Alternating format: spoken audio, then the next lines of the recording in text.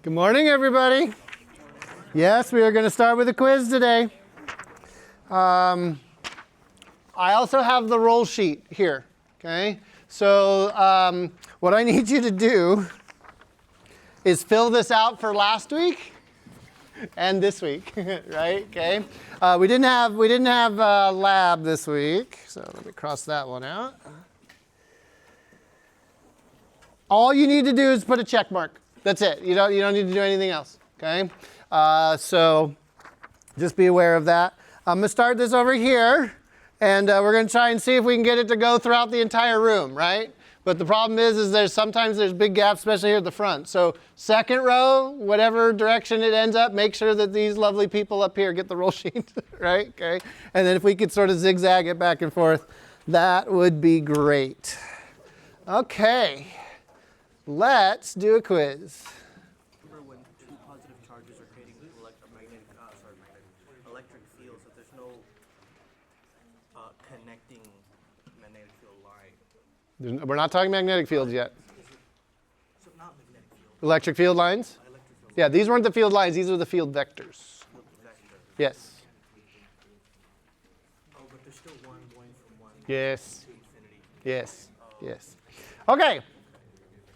Today, I should have a calculus hat is what I should have, right? Maybe if I wear it sideways, it's a calculus hat instead of a vector hat or something.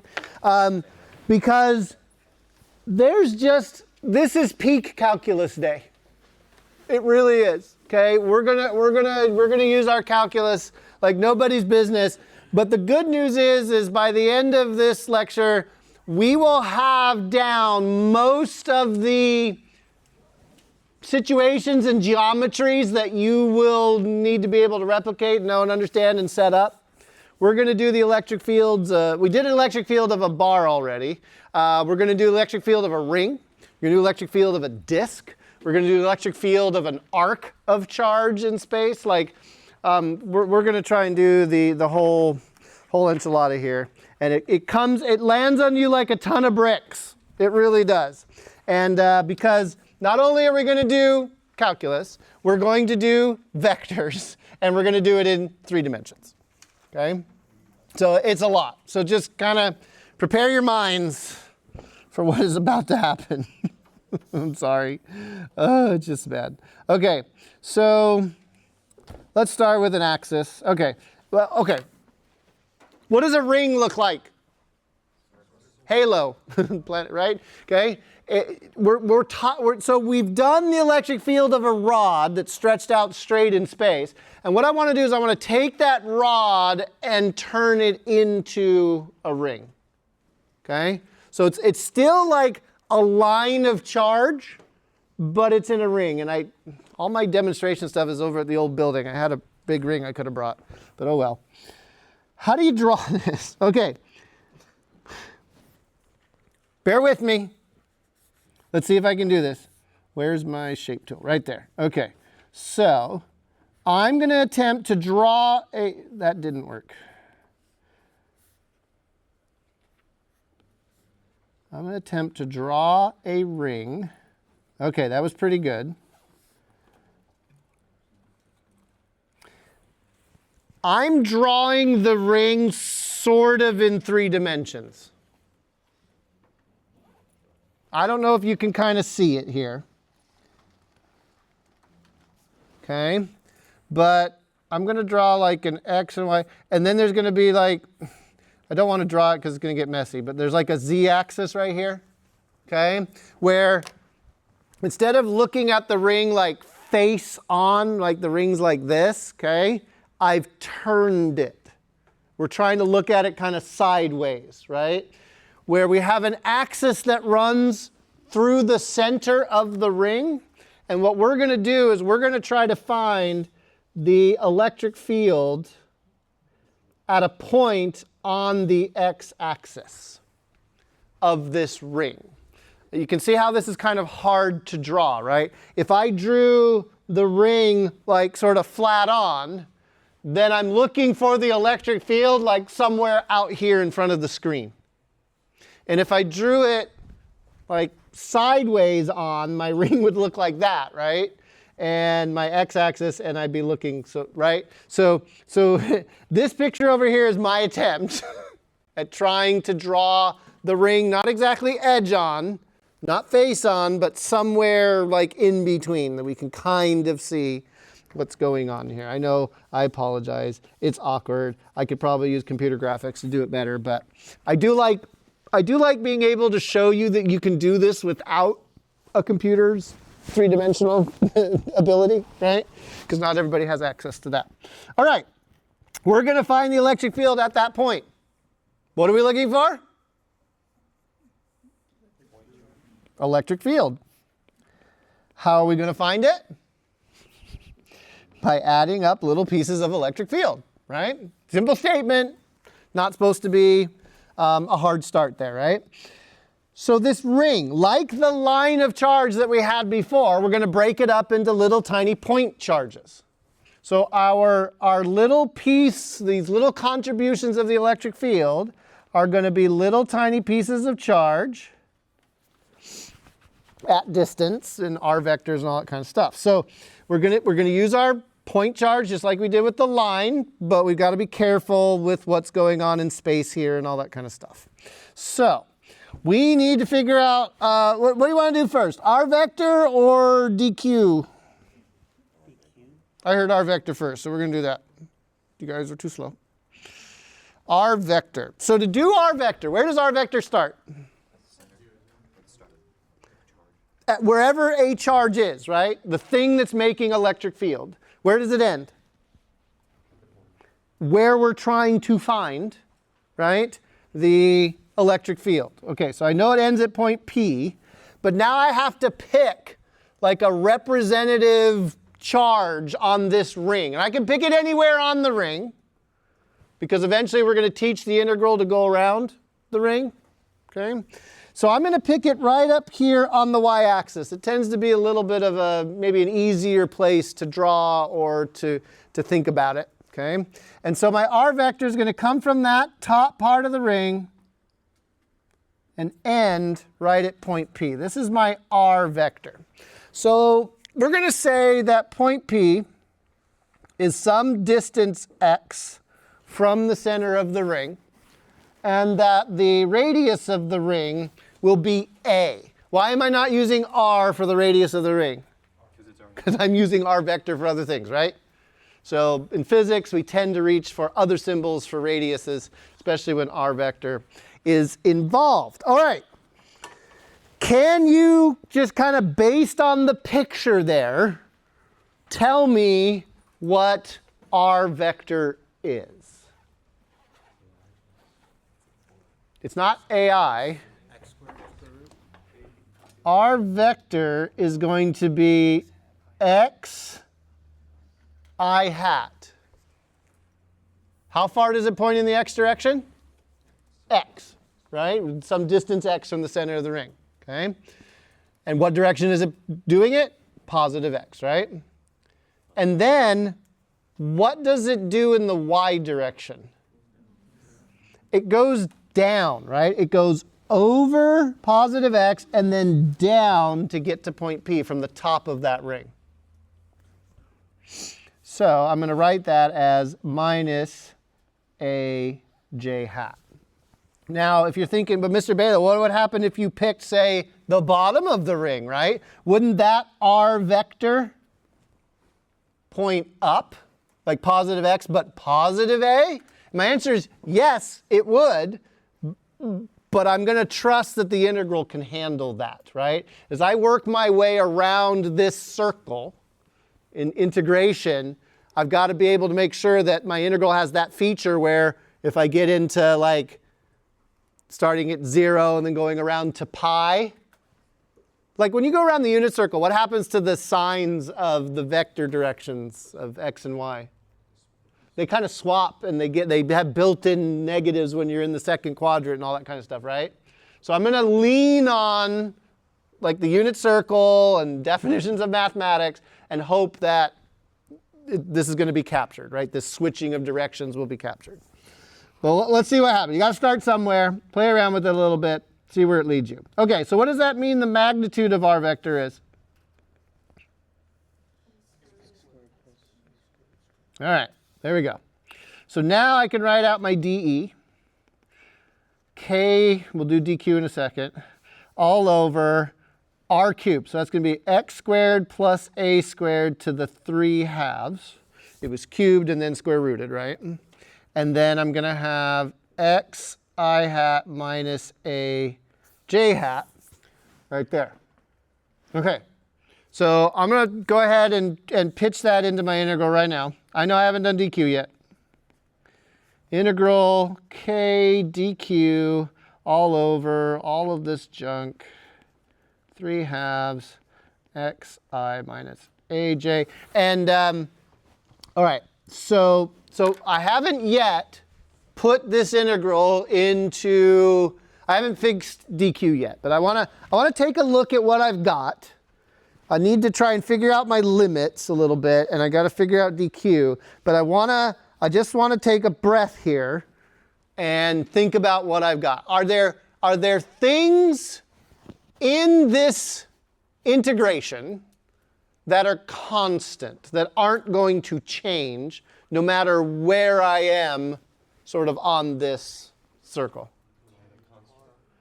K can come out, right? Well, if r is never going to change because it's a consistent circle, you can take out all of the r-related stuff, right? X squared plus a squared.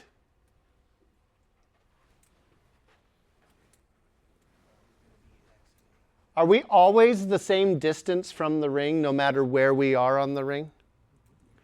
If we've got a ring, right, and we're going along the axis, no matter where I am on this ring, is the vector drawn from the ring always going to be the same length? It most certainly is, right? So the magnitude of r, this thing that's down in the denominator here, this r cubed, right, is completely constant across this integral. So I can go ahead and take it out. This integral is not going to depend on x or a at all. Those are constants, right? So what remains in my integral? Well, an xi hat minus an aj hat and a dq. And I still haven't put units on my integral. And I don't know about you, but doing integrals isn't my idea of a good time. I mean, I'm a nerd. And I'm weird, but you got to draw the line somewhere, right? And math is not my idea of a good time. So if there's any way I can possibly get out of having to figure that out, I'll do it. Short of cheating, right? And I'm not going to ask ChatGPT because I did earlier and it was hilarious. Okay? So what can I think my way out of this? What's going to happen at point, let's take a step back and let's just think about what's going to happen at point P. At point P, the point that I've just indicated up here, this little piece of charge is going to make an electric field that points down like that, isn't it? Okay? What's the point down here going to do? Well, it's going to make like that, isn't it? What happens to the y components of those two things? They're going to cancel. Is there symmetry in this problem that I can take advantage of? No matter where I am on this ring, no matter which little tiny piece of charge I've broken this ring up into, there's pairs of those little dq's, aren't they? Everywhere. And no matter where they are, the components that are perpendicular to the axis are always going to cancel each other out, aren't they? No matter where I go. So I'm going to say, well, that's part of the j hat component. Yes, I know it'll change the, oh, I didn't want the ruler. So I'm going to come in and I'm going to be tricky and I'm going to say this goes to 0 by symmetry. In other words, I'm arguing that this electric field component and this electric field component are going to cancel in their y directions. They will add up in the x, right? Do you agree? I have two components there. Okay? So They are going to add up in that direction, okay? So I've gotten rid of one of my components. That's great. We know the answer, right, is only going to be in the x direction. But can you tell me what x is all the time, no matter where I am on this ring, if I'm going to send the integral around this ring? It's just x. Does it ever change? Is it constant? Yes. So what can it do? It can also come out. Physics, the art of never doing integrals if you don't have to. X squared plus a squared to the 3/2 with an x I hat. And now what am I left with? dq. And if I go from 0 to q, like I don't even have to go and grab my density relationships. Because I've just taken the ring, I've bunched it up. If I have 10 coulombs of charge and I break the ring up into 10 equal pieces, each piece has how much charge? 1 coulomb. And if I add them all up, what do I get? 10. I get back to where I started, right? So this integral just basically says bust it up in little tiny pieces, add it all up together, and it's not going to, none of the rest of the setup is going to depend on it. So what is the integral of dq from 0 to q?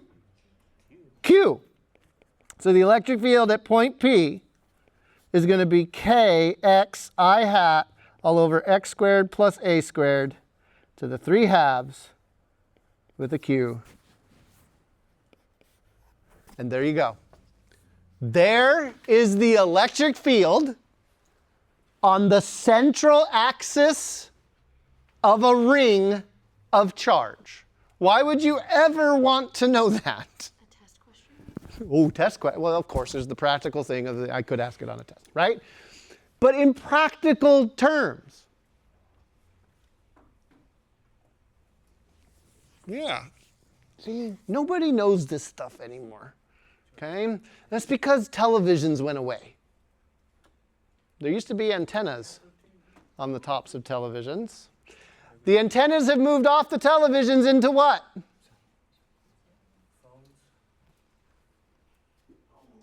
Where are the loops?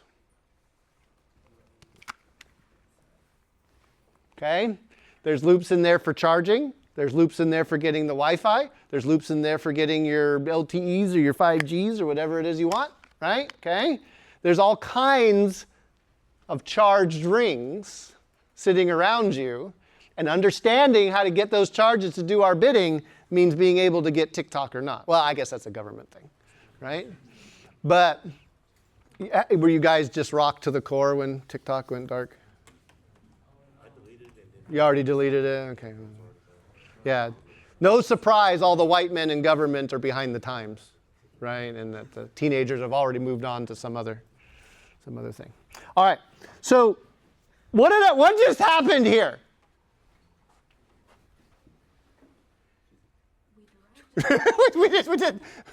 We set up an integral, only did not have to integrate. I mean, we kind of did, right? Best case scenario. Okay, it's all downhill from here. Okay, just letting you know. But let's take a step into complexity, and instead of a ring, which technically is like a sort of very infinitesimally small line of charges around like this, right? Okay, and instead let's do a flat disk. The flat disk of your MagSafe charger or something like that, right? So the disks of magnetic field, we'll get to magnetic fields later, right? But you've got currents in there, we've got charges in there. These are the electrostatic cases. It gets more interesting when we do electrodynamics, but we'll get to that later, okay? So let's do the field of a disk. Now, for this disk, again, I have to draw this in as well a three-dimensional way as I can. How am I going to picture this? So same sort of setup. We're going to find it on the axis. Oh, I should say something. This works for every ring you can be given, right?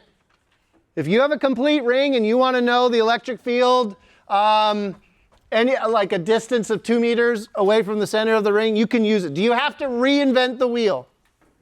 Pun intended. No, we've got the form, right? You just kind of have to pattern match whatever problem you have. Oh, this is a good question to ask too. What happens at the center of the ring? Let's back up. You have a ring of charge. All of these charges are positive. What should the electric field be right at the center? Zero, right? Because none of those, there's no place for the field lines to terminate. Okay, so the electric field right at the center will be zero. What if our point isn't at the center of the ring? Yeah, I was getting there. Okay, that's called senior level electricity and magnetism. Physics students take that in their junior and senior years. Okay, and the answer is you use things like Green's theorems and a bunch of other things. We actually start not doing integrals and we start doing vector calculus instead with divergence and curls, and I know, confusion on your face. It's hard. It's hard. I had one student one time, one of our tutors, decided that he wanted to figure it out. What did I do with my pens? And he decided he wanted to do the problem where you have the ring and it was like facing flat. Instead of finding the point out here, he wanted to find the electric field right there. Oh, God. Yeah, he was 5 pages in when he broke down. Okay, and yeah, it can get really bad if you can't take advantage of symmetry. And as soon as we go off axis, that's kind of where our symmetry breaks.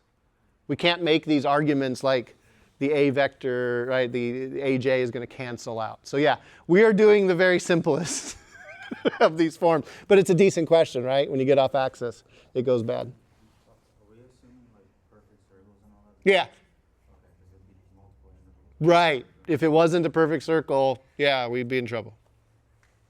Yeah. But you got to start somewhere. What happens if we're at the center of the circle when we know the electric field has to be zero? What does the equation say? When x is 0, what does this turn out to be? We're doing good. Okay, let's back to this disk, right? So this disk right here, this is solid all in here. I don't want to draw in here because it'll get confusing, okay? So note maybe somehow that this is a solid disk, right? We no longer have a singular ring, but the charge is spread out over the entire disk here, okay? I'll try to indicate that it's solid by maybe continuing the axis back there. I will go ahead and put my y-axis on the surface right here. Here's my x, here's my y. All right, so what are we looking for? Are we assuming it's infinitely thin? Yeah, it's thin. It could be thick. It actually turns out it doesn't matter if it's thick. Oh, really? Yep. So we're looking for electric field. How are we going to find it? We're going to integrate little tiny pieces of electric field together. So now, what is dE? How do we break the disk up? Point charges. Okay, let's see here. If we did point charges, we would actually end up having to do two-dimensional integrals, wouldn't we? Because I'd have a point, like I'd have a point on my disk, right? In my, did I erase it? It's right here. You guys can't see it, right? There's a circle here. I'd have a point here, and I'd have to do, and a point here, and a point here, and I'd have to integrate both in like x and y and figure out the parameterization of the curve in the x and y, and maybe go into spherical coordinates instead, but spherical doesn't work, probably more cylindrical, and oh my gosh, no, let's not break it up into point charges. Point charges are great if you've got what? A rod or a curvy rod, right? Because we can break that kind of one-dimensional, even though it wraps around in 2 dimensions, it's really just a one-dimensional layout of charges. And so it's got that linear. So what we really have here is kind of a surface charge density, don't we? Like the charge is spread out over the surface of the disk. But I think maybe you're thinking just a little bit too hard. We do have to get to the surface eventually. But we've already got something that we can use. the ring. Didn't we just find the electric field of a ring? What's a disk? It's a lot of rings all stacked up, right? So let's reuse, recycle. What is it? Reduce. Stop using as much. Reuse. Use it over and over again. And what's the last step? Recycle. In America, we tend to put recycle first. Okay? So change your habits. Onion rings, kind of, but not like spherical onion, right? But just like a slice, right? And stacking them out like that, okay? Now we're getting hungry. So our DE, we're going to come over here. We've already figured out the mathematical structure for the electric field of a ring at a distance x from the axis. We're going to take this disk and we're going to make like a bunch of rings, and we're going to try to move outwards with those rings and add all those rings up. So our little chunk, our little contribution of this disk is going to be the electric field. What is that? K x I hat all over x squared plus a squared to the 3 halves. Yep. And then, is it a little piece of k? Is it a little piece of x? What are we busting up here? It's a little piece of q. Over here on this screen, I had my big Q, the total charge. But now we're going to represent the little tiny ring that makes up my disk as a dq. All right. Now we actually have to do something with this dq. Before, like here, I knew that everything was going to come out of my integral, but now it's not, right? Because we are going to be integrating in like which direction? Outwards along the radius of the disk. Yeah, right? So let's conquer dq first. So how are we going to get dq? We're going to use our surface charge density. This is a surface. It's a two-dimensional surface. So I'm not going to use lambda. It's not a volume. Not going to use rho. But I'm going to see if I can't get charge and physical area to help like talk, right? Get me to talk between dq and what d something is in my physical space. All right. So that means dq is going to be equal to sigma dA. And now we are tasked with figuring out what our dA is. What is a little tiny piece of area of this disk? Remember, we're taking advantage of a ring. So how do we get a ring turned into a surface area?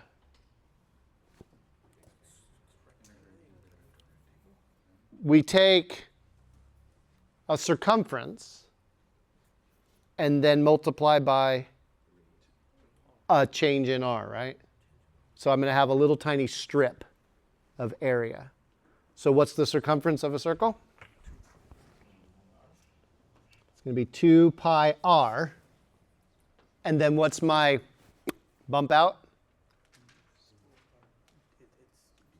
dr, right? I'm going in the radial direction, and so I'm going to take a little tiny piece of dr. Check it. Is 2 pi r dr, does it have units of area? What are the units of area? Square meters, right? Length squared. Do I have length squared in here? 2 pi r, what are the units of r? Meters. And dr? So I'm unit-wise, I'm okay, right? And according to the geometry of the problem, I'm taking a ring, 2 pi r, and then knocking it outwards to get my area. All right, some assembly required here. Let's do this. This dq has to go in here, and then this de has to go in there. Oh dear, one more problem. 2 pi r dr, we're talking r's. Where is r in here? It's a, isn't it? Back here, A was just one thing, wasn't it? But if we're going to use this form to be able to handle as many rings inside that disk as possible, what do I need to change over here? I'm going to need to change, this A needs to become R. Because that's the R that's here and that's the dr that's there, right? My R is the radius of this disk, right? Whatever ring I happen to be on going outwards. So now we're back to R actually meaning radius. And why is it okay to use R's radius here? What's not in this problem so far? There's no R vector. And why is there no R vector? Not you can get rid of it. It's embedded in this, isn't it? Okay, we used it to find the electric field of a ring, but now we're using the electric field of a ring to find a disk. Right? So I didn't have to redefine my R vector. It's in there. It's just kind of hiding, and symbolically I can switch this around. All right, let's put this all together. How's your brain? Brain melting? Yeah. Integral kx I hat dq, which is sigma 2 pi r dr, all over x squared plus r squared to the 3/2. Did I get all my pieces? Oy. Yes, I did. What are the limits of the integral? Where do we start? 0. And where do we end? Whatever the radius of this disk happens to be, we'll call it big R. Okay? Oh! I don't have any tricks for you this time. We can pull some stuff out. What do we do now? We integrate. Okay? We just have to integrate now. Okay? So I have to do math and you have to witness it. It's going to be bad. All right. Let's pull the constants out. Is k a constant? Is x a constant? Yeah. Yeah, x, the distance from the disk doesn't change ever, right? Is I a constant? I hat. Yeah. Is sigma a constant? Yes. Is 2 pi a constant? Yes. There's a lot of junk coming out in the front. Okay. I think I've run out. R dr all over x squared plus r squared to the 3/2. In my notes, it's telling me to do a u substitution. Well, is x a constant, right? Yeah, x is a constant. So if I let u be equal to x squared plus r squared, then du is going to be 2r dr. Do I have a 2r dr? I do. I have a 2r dr, don't I? Right there. And so this now takes on the form of a kxi sigma pi integral du all over u to the 3/2. And is that easier? That looks easier. Because the integral of u to the 3/2 is u to the minus half. U to the 1/2 evaluated from 0 to r. But it should be 0 to u, but I know your math teachers make you change the limits to the u and then change them back again. You don't really need to do that because at this point I can just chuck this, I can chuck my u back in. Kxi sigma pi x squared plus r squared to the negative 1/2 evaluated from 0 to r. What? Yes, somewhere. It was negative 1/2. Because u to the 3/2 is u to the negative 3/2, and that's u to the negative half over negative half, right? Yeah. Yes. Thank you. So there's a 2 and a minus sign along for the right. In physics, it's always the art of chasing a negative sign or a 2. Can I just skip over all the algebra I have to do? Yeah.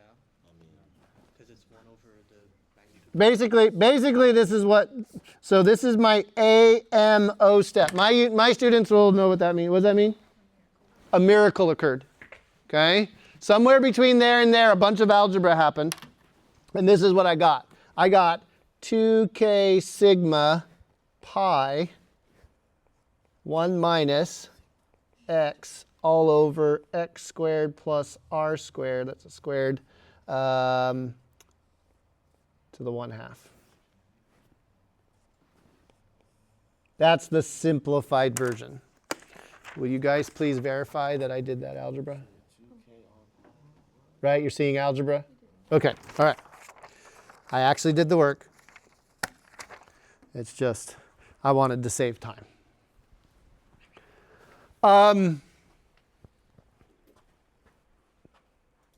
I've got nothing. I've got nothing for you to distract you from the horror that is all this math that we are doing today. Okay? Today is very much the let's just rip the Band-Aid off really fast. Right? Let's try to get as many of the nasty integrals into one lecture as possible. Okay? So that we can develop. So like, if you need to figure out the electric field of a disk, what are you going to do? Use this if you can, right? You have a homework problem.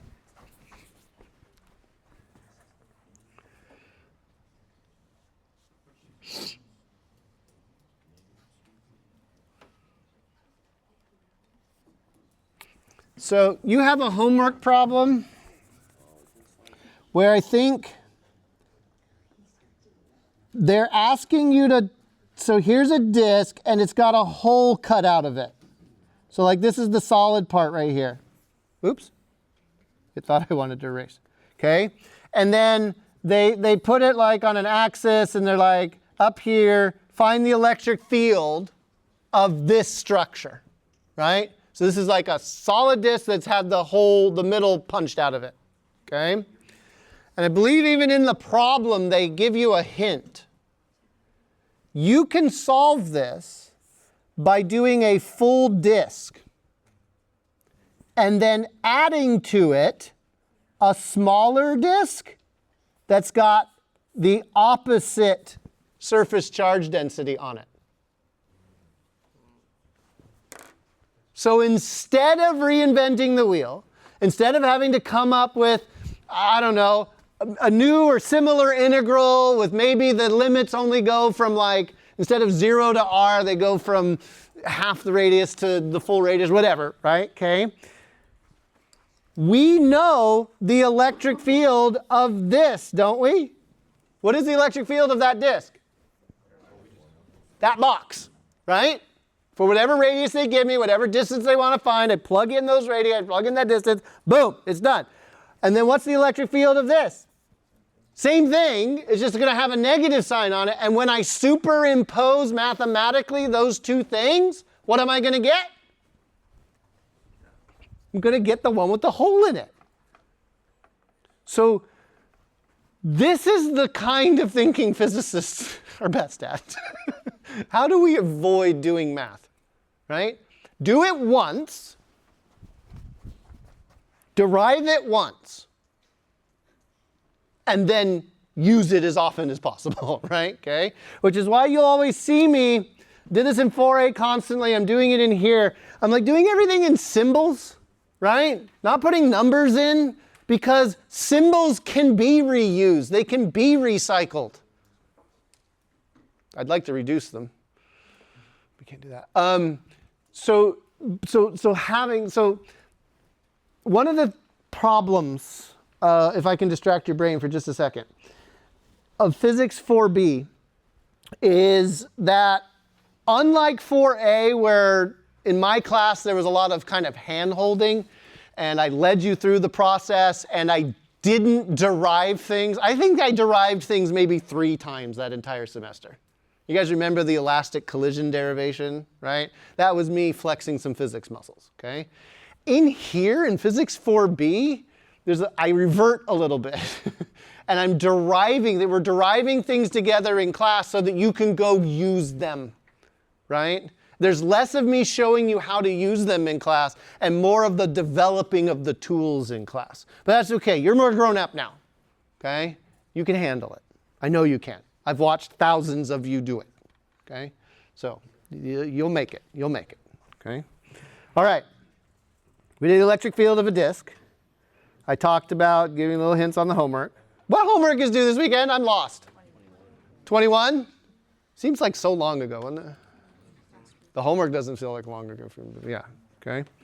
And don't forget grass tomorrow. Okay. Let's just keep cranking these out. Different situations, different kinds of setups, things that are going on. This one's going to give us a lot of things. This is a special sort of setup or geometry. This is we call it the perpendicular bisector of a rod. That's a big sentence for we have a rod of charge and we want to find the electric field some distance away from that rod perpendicularly where we've cut the rod in half. Believe it or not, this is the basic antenna. You want to send Wi-Fi signals from a Wi-Fi router or anything like that? You start here, okay? Now again, we're not doing electrodynamics, we're doing electrostatics. We're just going to find the static field here, but eventually we'll find the dynamic field, and it's going to get exciting. We did a rod before. Where was that one? Where was my rod from before? Got it here in my note. Right there. Okay? So this was a rod, but notice we were finding the electric field sort of along the axis of the rod. We have the rod, and we can do this on the right or the left-hand side. Whereas with the perpendicular bisector, we're finding it away from the rod, not along its axis, right? Perpendicularly away from it. So that's the change, right? All right, so let's see here. We'll pick a point, P. Let's say that point is a distance y from the rod. I'm going to call, so the length of this rod, I'm going to call it 2a, so that I can call this side A and this side A. They're both length A, just split in half. And then if I'm going to set up, you know enough now, how are we going to integrate this? How are we going to bust this line of charge up? Into little tiny what?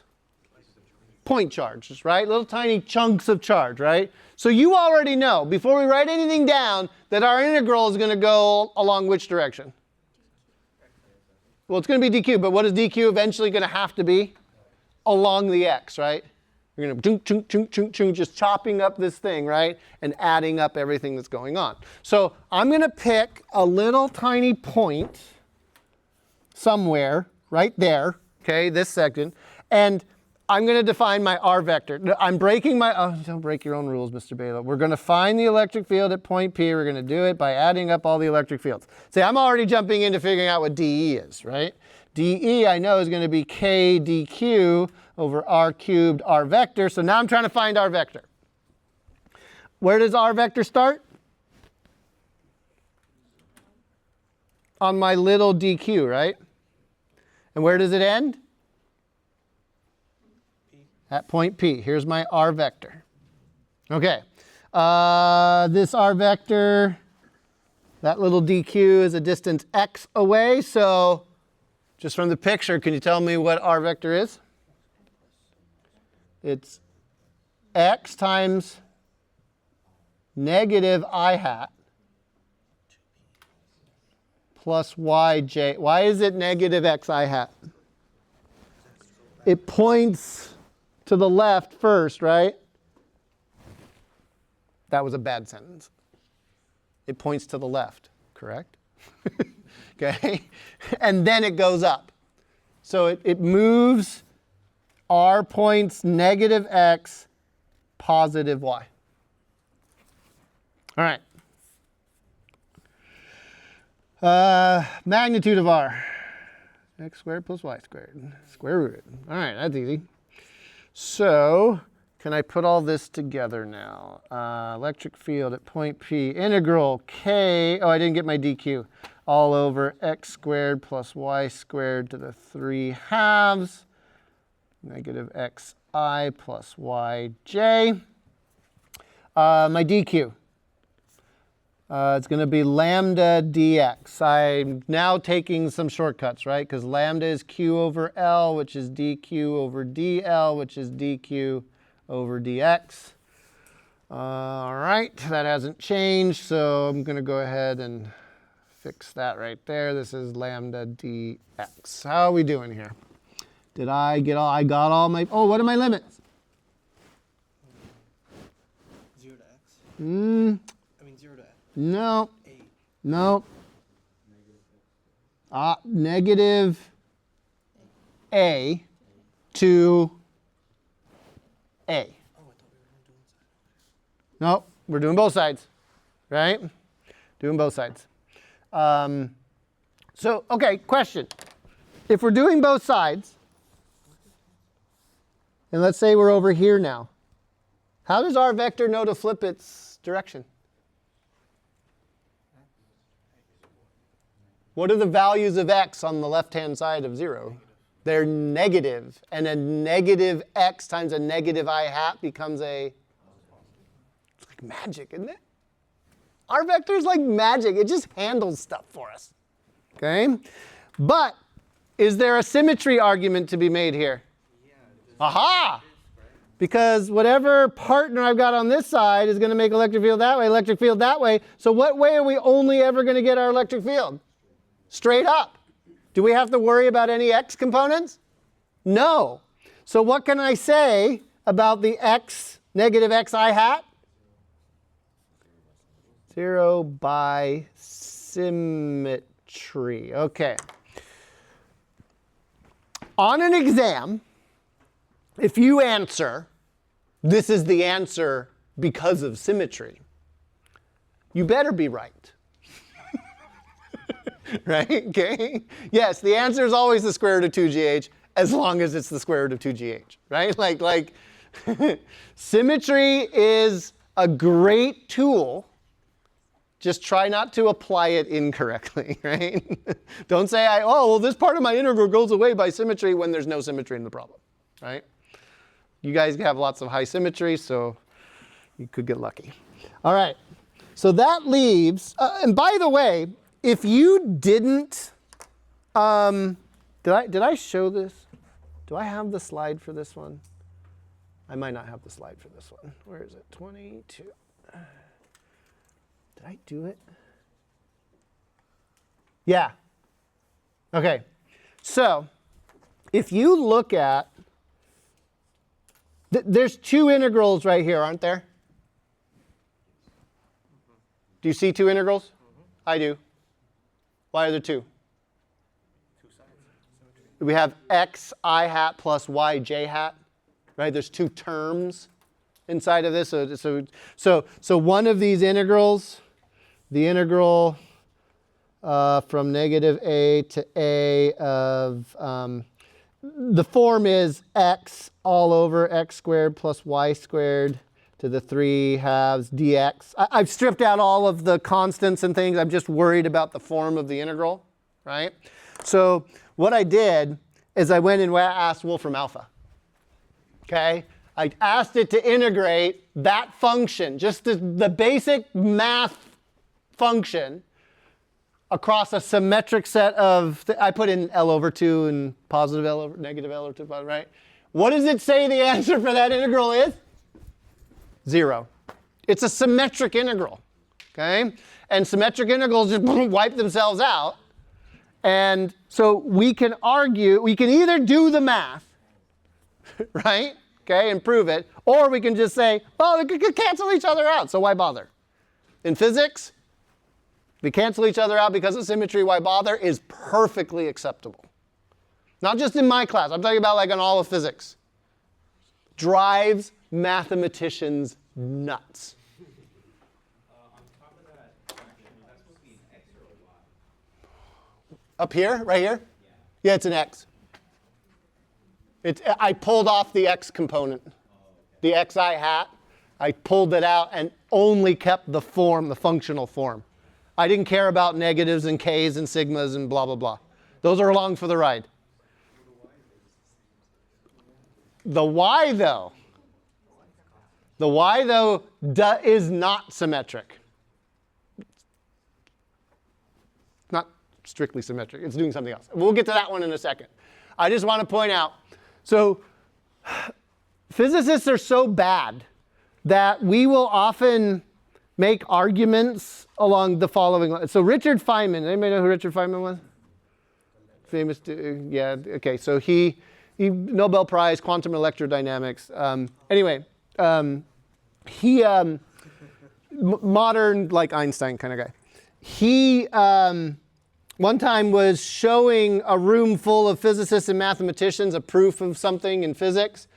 And you guys have studied series expansions and things like that? And you know how sometimes a series can like converge to a value, or it can like diverge and go to infinity and do nasty things, okay?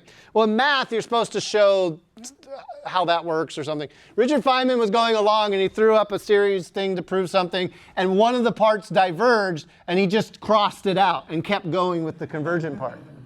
And a mathematician in the audience is like, wait, Dr. Feynman, why did you cross that out? You have to show what happens there and why it's irrelevant. And he just looked at it and he looked back at the mathematician. He says, well, that's what nature does, so I'm going to do it too.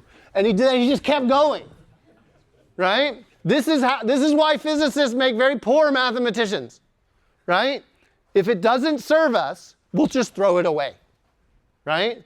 Mathematical or not, if that's not what nature's doing, we'll take the part that nature's doing, right? Okay, run with it.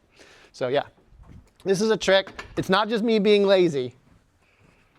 I went into physics to not have to do math, and I know that sounds weird, but it's true. Okay, what do we do with this other integral over here? The integral that does survive. What is it? It's negative a to a of k lambda yj dx all over x squared plus y squared to the 3 halves. That's my integral, okay?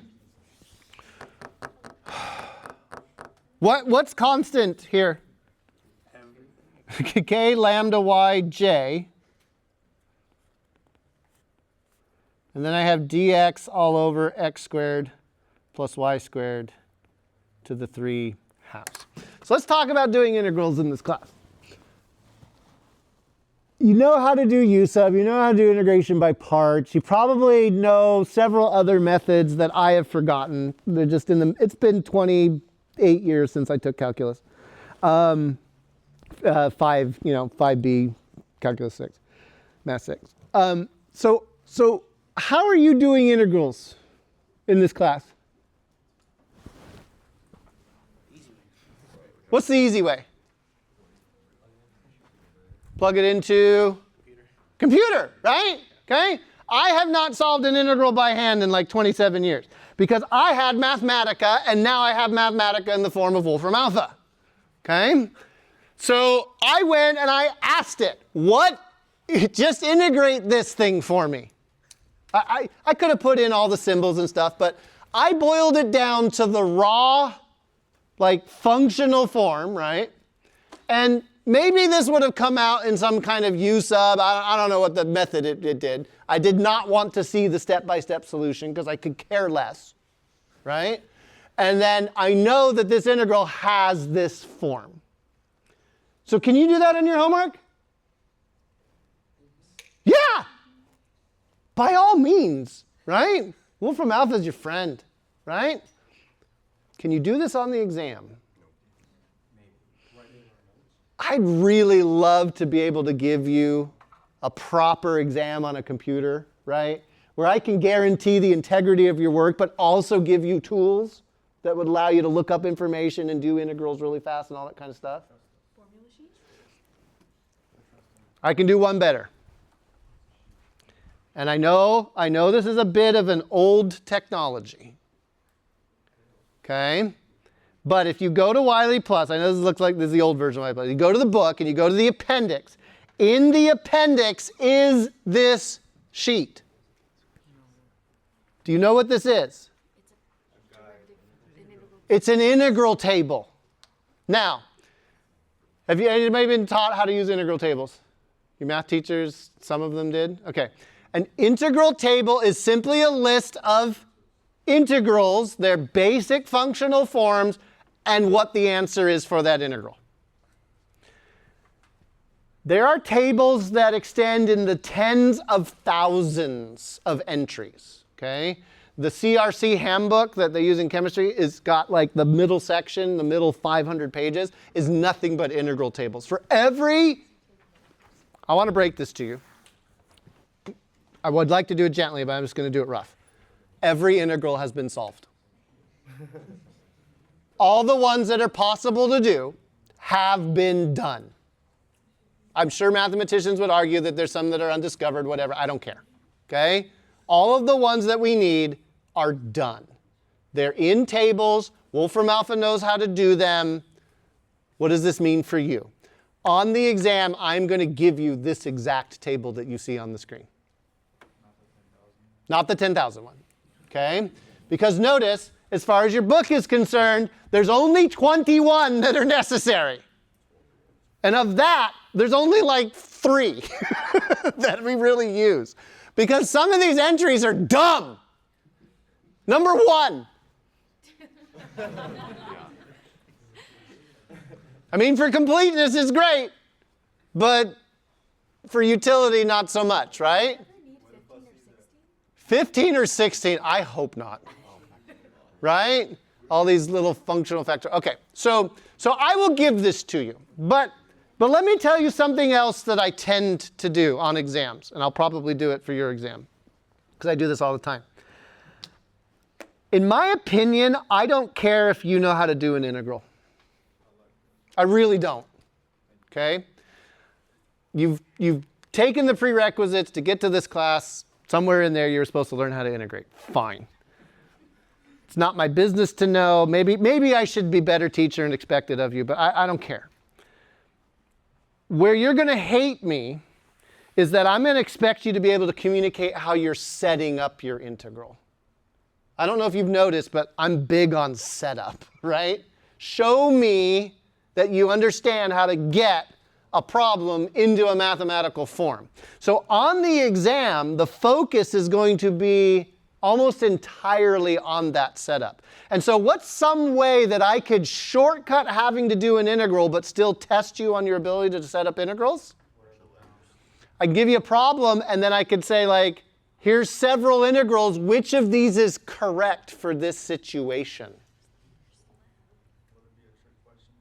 Kind of like the first lab, right? Okay.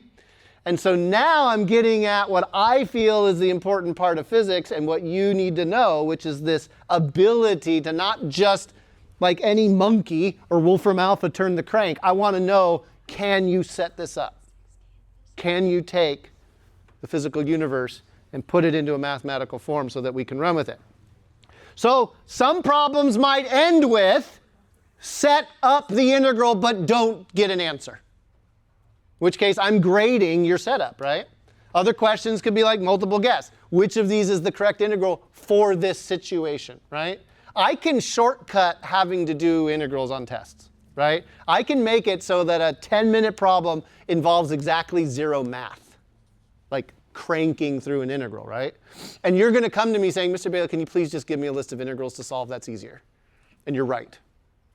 I think solving a list of integrals for you would be easier than what I'm asking you to do, which is set them up, right?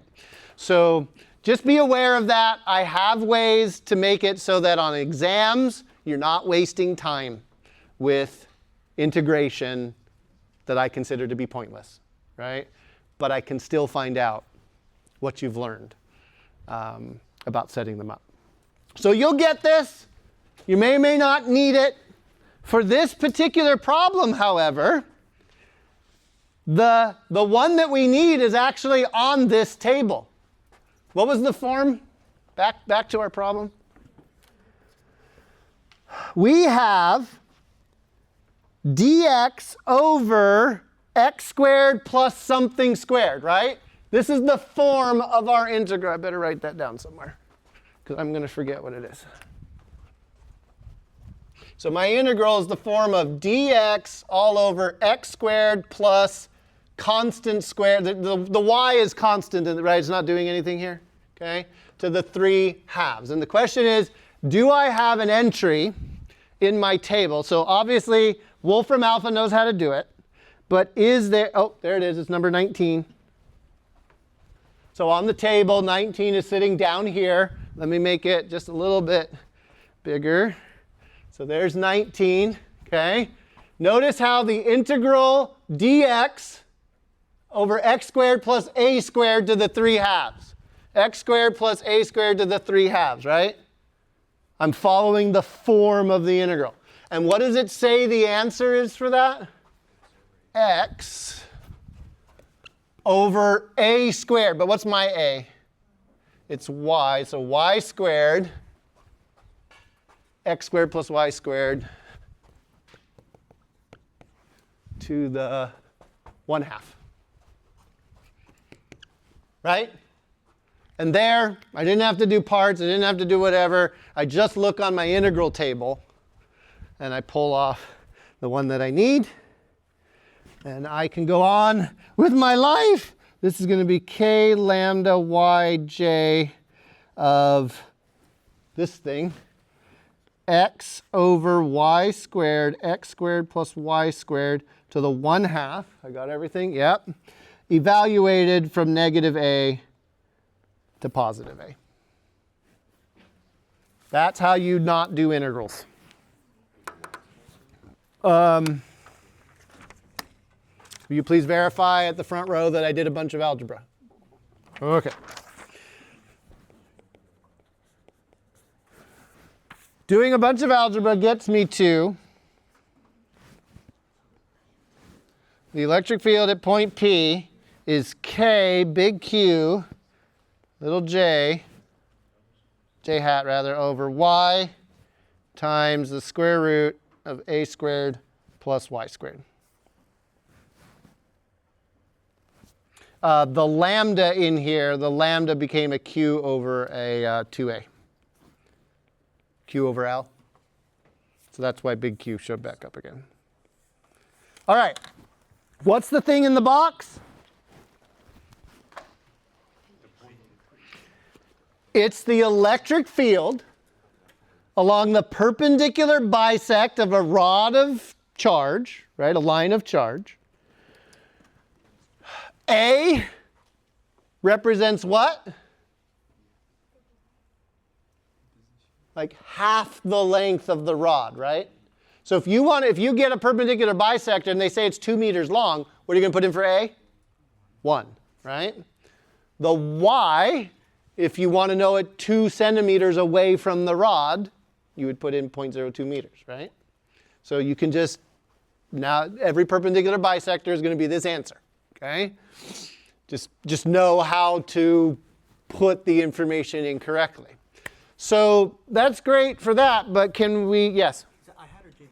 It's J hat. In this case, it's pointing away. What if they drew the perpendicular bisector? No pens. Oh.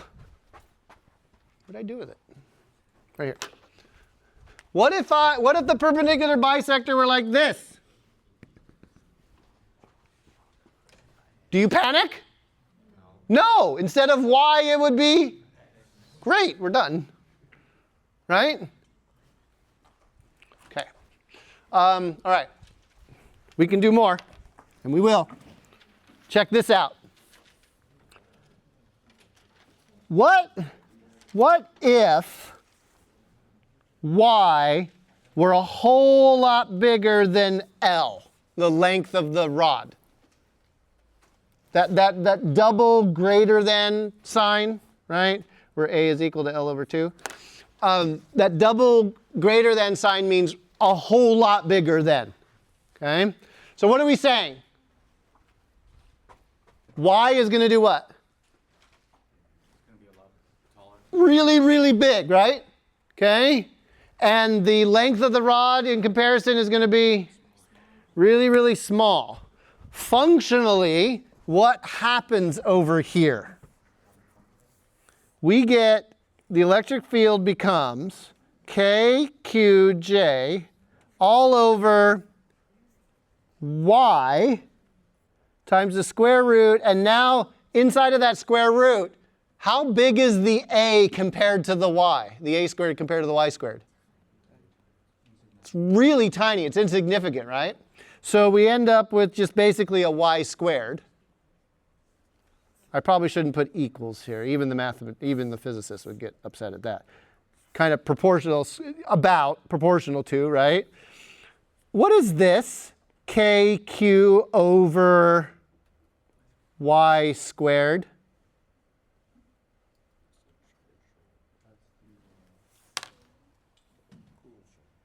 Electric field of a point charge. Wait a sec. Wait. We got the electric field of a point charge by getting far away from this thing. If we get far away from the perpendicular bisector of a rod, what does the rod look like?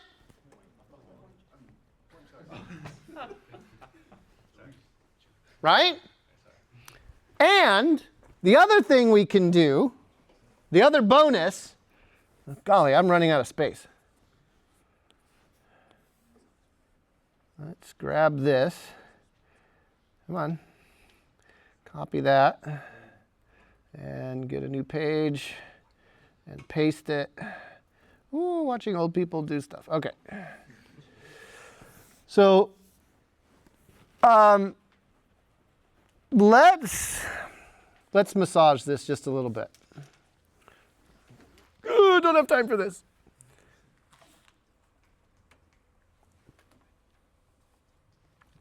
I don't have time to show you all the steps. You're just going to have to trust me that I'm going to let A go to positive and minus infinity. By letting A go to positive and minus infinity, what am I doing with the rod? I'm stretching it out into an infinitely long line of charge, right? What you get for the electric field of an infinitely long charge is lambda over 2 pi epsilon naught y j hat. Infinitely long line of charge. What is an infinitely long line of charge in reality? Infinitely.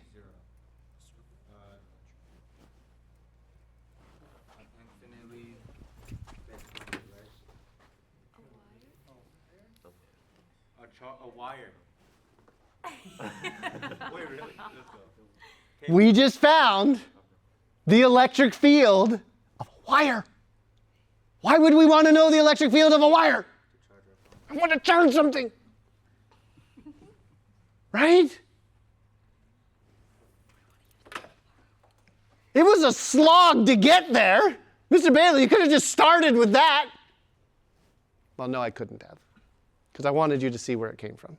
Okay, this might be dumb, but where did the 2 pi epsilon naught come from? I didn't have time to show you. K, that electric field constant, is really equal to 1 over 4 pi epsilon naught. Yeah. We're going to talk more about that in the next chapter, but we've got more to do in this chapter. Monday. We need to talk real quick about Monday. I'm sorry. Monday's lab. We are going to work on homework. I built in a day for us to get started on chapter 22 homework. Okay? So Monday's going to be grasp for you guys. Okay? Come in, take advantage of it. I will see you then. Good luck with finishing chapter 21 this weekend.